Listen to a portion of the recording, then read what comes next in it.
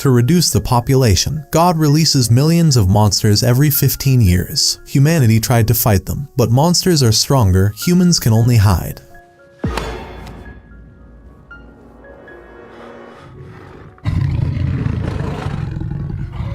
The film recap begins with the story of the so-called First Doomsday. Then from the depths of the earth, from ordinary minds, hordes of monsters came pouring out. They killed millions of people, destroyed cities. The real war began with these monsters. They were eventually exterminated. On the site of the former wells, protective devices, gates, which are designed to protect people from repeated intrusions. 15 years have passed. The world could recover a little from this experience. One of those lucky enough to survive is Laura. He works at school. She has a persistent but unsuccessful boyfriend, Milton, with whom she regularly turns down dates. Most likely the reason is a grudge against her ex-husband Dave. He wasn't with Laura during Doomsday and she was pregnant. She had to survive on her own. Dave and Laura have a son, 15-year-old Tyler. He disappears to the skate park with his friends and girlfriend Maddie for the day. In his spare time, he plays computer games and is a negotiator in the difficult relationship between his father and mother, which broke up immediately after birth. Meanwhile, the situation escalates. An eclipse is approaching and this is one of the harbingers of a possible monster invasion. Additionally, seismic activity has increased. Dome workers are conducting emergency checks, and there are very disturbing reports in the news. Mass extinctions of fish began everywhere. The same thing happened the day before the first Judgment Day. Migration is another alarming signal. Everything is repeating itself as it was 15 years ago. Tyler is spending the weekend at his father's when the phone rings. Dave gets a call from his old friend Ted. He is sure that the new Doomsday will be tomorrow. He insists that Dave urgently take the family and come to his hideout before the eclipse. Meanwhile, the first monster appears under the protective dome, silently creeping up the stairs. At that time, Laura calls Dave. She also saw messages and requests for Dave to bring Tyler home. Milton has booked a shelter and she's sure it's the only thing that can save them. Dave assures her that he is the father and Tyler is safe with him. Tyler gets the text, reads it and quietly leaves the house while his father talks. Laura is in a panic. Dave's house is not secure, and she needs to bring Tyler to her immediately. Dave agrees. She goes to Tyler's room, but he's not there. Milton is in a hurry with Laura. The shelter is filling up. He has to hurry. She explains that she can't find Tyler. Milton uses his phone number to find him at the skate park. Tyler really is there with Maddie. She is nervous. Her parents left. She was left alone. She is very scared and asks Tyler not to leave her. Tyler promises that he will never do what his father did, leave Maddie alone. Suddenly there is a bird cry. Huge flocks of birds are flying in one direction. People in the park are running in panic. Everyone leaves town. Dave goes to the park to look for Tyler. He gets stuck in a giant traffic jam and runs to find his son, leaving the car behind. At this time, under the dome, the worker checks the devices. There are some strange rustling noises. A monster appears, rushes in and tears the worker to pieces. Soldiers standing nearby shoot at her, but in vain, ordinary bullets will not hurt her. Tyler and Maddie watch in horror as the panic unfolds. Dave runs in as Tyler explains to his dad that Maddie had nowhere to go and he couldn't leave her. Laura arrives with Milton and takes everyone to the shelter where seats are reserved. The eclipse is just over an hour away. The city is in complete chaos. People are trying to escape. There are traffic jams everywhere. They eventually make it to the hideout, but it is cordoned off by the military and only women and children are allowed inside. Dave asks Tyler to take care of his mother and sends them to the shelter. She and Milton remain in the crowd.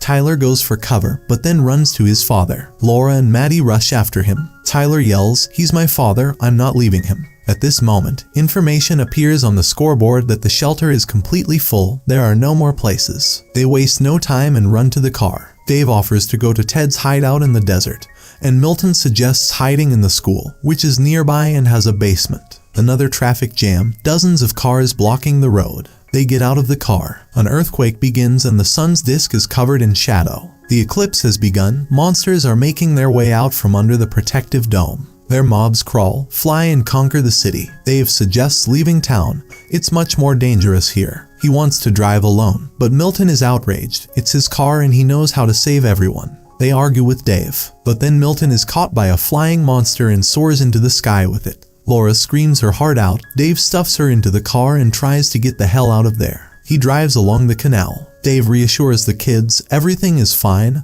We'll get out. The car is running out of gas. Dave wants to find a replacement for him. There are several cars in front of us. Dave gets into one of the cars. An elderly man hid in the back seat. He looks at a huge bloody monster that looks like the skeleton of a bull. It is very close. The bull drives past the car without noticing them and begins to chew on the lying body. Dave very quietly rolls the car back to Laura and the kids. Now the two cars are standing next to each other, but they need to somehow get to the new one. Meanwhile, the bull noticed them. Then the man gets out of the car, sprinkles the bull with salt from the glass he was holding. The bull stops. The kids and Laura manage to crash into Dave's car. Then the bull. He pounces on the man and tears him to pieces, but Dave manages to get away from there. Hordes of monsters are pouring into the city from all sides. Dave is driving down an abandoned road in the mountains. They go to Ted's hideout. It is really sound and looks like a concrete bunker. There are cameras on the roof, but no one answers the knock. The door is closed. Ted is sitting behind a monitor, a gun to his neck. Someone is standing behind him. Monsters run in a herd along the mountain. They rush straight to the shelter. Dave grabs a tire iron in an attempt to protect his family. But at the last moment, the bunker door opens and they run into it. Dave hugs Ted happily. Besides him, his wife Stella is in the bunker and a soldier is sitting in the corner. Ted introduces him as his acquaintance, Corporal Garrett Jensen.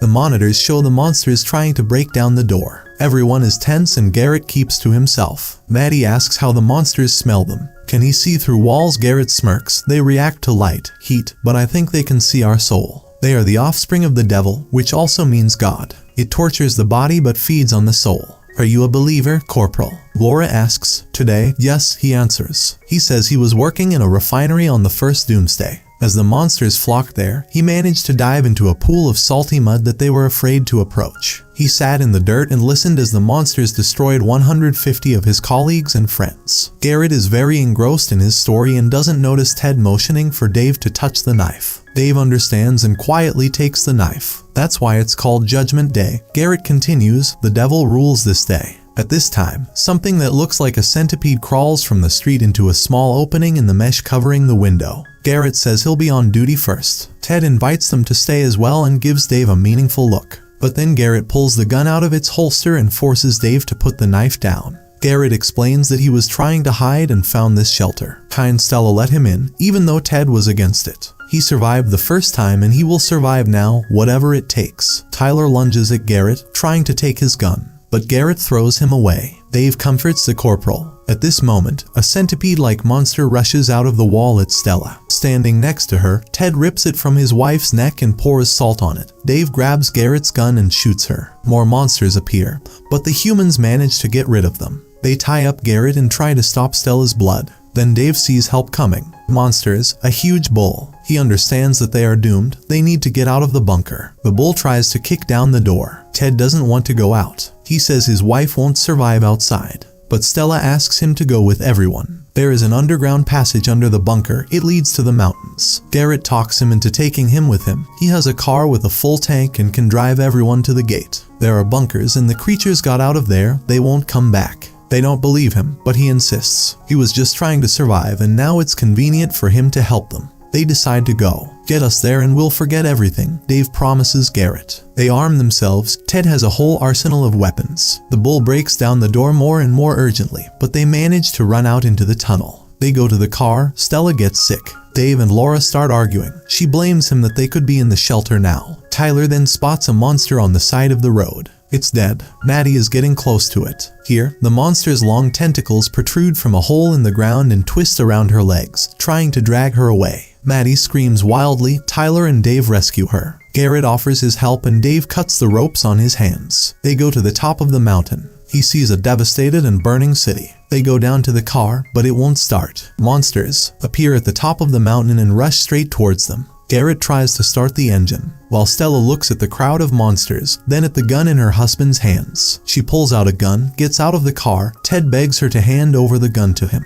But Stella turns away and goes to the monsters. She understands that she is doomed. Ted calls her, crying, but Dave puts him in the car. They manage to leave at the last moment. Mobs of monsters rush after them. It picks up a radio signal along the way. They report that almost all shelters could not withstand the onslaught and were destroyed. Laura puts her hand on Dave's shoulder as he strokes her. They come to the gate. It's empty, but the door is open. Garrett says the shelter is in the basement. Heading there, but power needs to be restored. Garrett and Dave. They decide to do it. The others go to find a first aid station.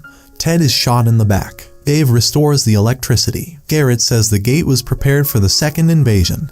Tons of salt was pumped into them, but the well was too deep. They go to the others and then they hear the roar of the monsters and see a bloody corpse. There are 2 hours left until the end of the eclipse. Garrett offers to hide in the chemical warehouse where the door is impenetrable. Suddenly Garrett is attacked by a monster. Together with Dave they manage to deal with it, but the rest of the monsters run into the noise. Garrett quickly runs through the door and closes it behind him. He gets an injection. His veins are swollen and black. Dave returns to his family and asks Tyler to keep his mother safe while he's gone. He wants to level the playing field and release salt water through the reservoir pipes to keep the monsters out. Laura kisses Dave and tells him to be careful. Dave makes his way through the vent and sees the monster eating its prey. Dave needs to turn off the faucets next to the chewing monster. He manages to open the tap. The water collects in the containers. Dave climbs back, but the monster senses it and lunges after him. Dave fights back, sprinkles salt on it, and the monster crumbles to dust. Meanwhile, the others were already being chased and surrounded by monsters. Tyler fires back. Then Dave's voice comes over the loudspeaker, asking to turn on the fire alarm. The monsters have surrounded them. They are getting closer. Ted tells Tyler, "Protect the family, son," and he goes after monsters with an axe. Several monsters rush at him at once. Tyler fires back. A bloodied Ted tries to fight back. Tyler runs out of ammo, sets off the fire alarm. Streams of salt water fall from all sides. They fall on the monsters and they crumble into bloody dust and howl in pain. They are rescued, but Ted is dead. The eclipse ends. All the monsters go back through the gate. The kids and Laura run out into an area. Garrett is standing there with a gun. They shoot Tyler. "It's not our world anymore. He won't survive anyway. God is off," he says and aims again. Laura tries to cover her son with her body. Dave runs up and hits Garrett in the head with a fire extinguisher. Garrett falls to the floor. Dave lunges at Tyler and Laura. Here, a huge monster will appear from below. He pounces on Garrett, who is closer to it, and slowly swallows him whole. They run into the medical unit, make a saline mixture in a cylinder. The monster is approaching. He kicks the door down, but Dave manages to throw a canister of the compound at him. Exploding, the monster roars wildly and crumbles into ash. Laura hugs Dave. They don't believe they were saved. The two couples hug and go outside. The world is ravaged, but the monsters are gone. Maybe it's another respite. But one thing is clear, life will be reborn and light will always defeat darkness. That's all for today. Suggest the movies you want to hear in my performance in the comments.